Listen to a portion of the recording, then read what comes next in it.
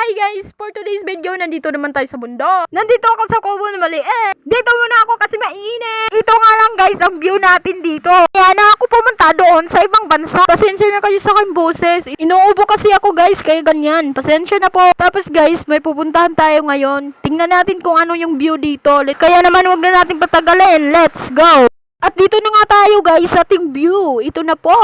Alam nyo ba guys, kung ano ang gagawin natin ngayon dito? Magtatanim nga pala tayo ng mais ngayon. Sobrang nga init ngayon guys dito sa amin. Medyo maluwag kasi itong taniman ng mais guys. Okay lang kahit mainit, magsusumikap tayo guys. Wala tayong mapapala kung magtamad-tamaran tayo ngayon. Kahit na mainit, lalaban tayo. Alam nyo guys, pag dito kayo sa bukid, kailangan nyo talagang magsipag. Alam nyo guys, pag hindi kayo marunong magsipag dito sa bukid, wala kayong mapapala. Maganda kasi pag may pananim ka dito. Guys, may nakita ako dito ngayon. Tingnan nyo.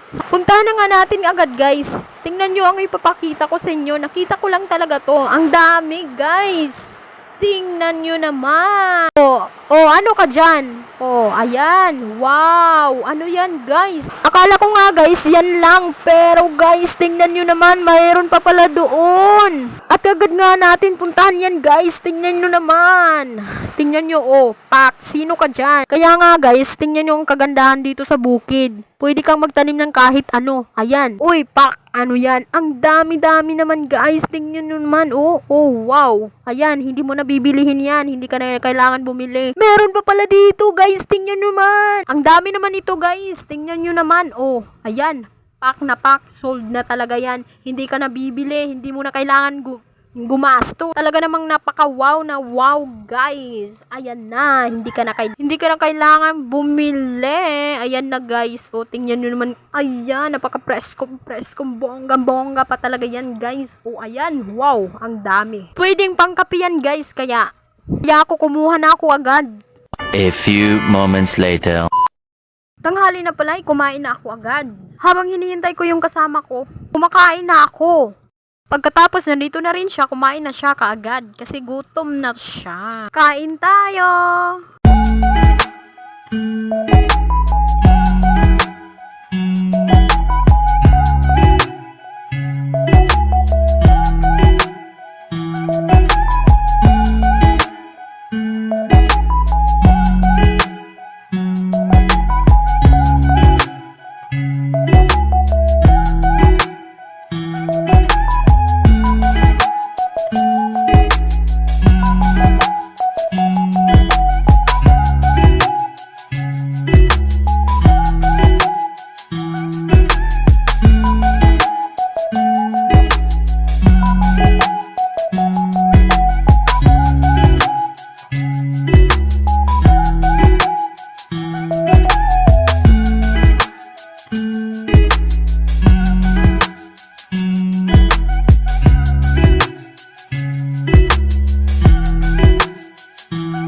A few moments later.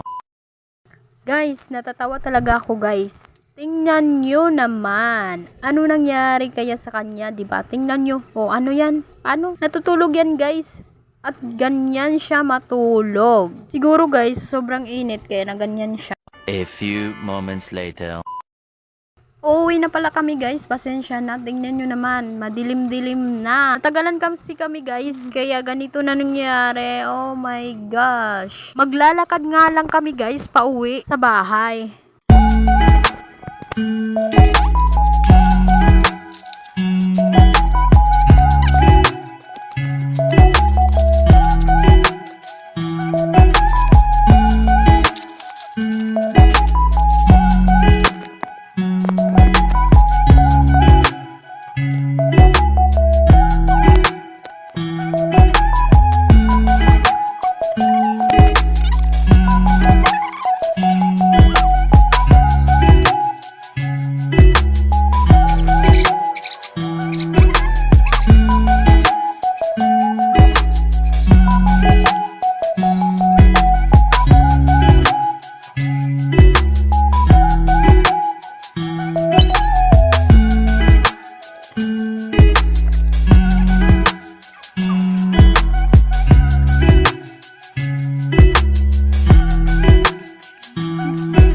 Maraming salamat sa panonood.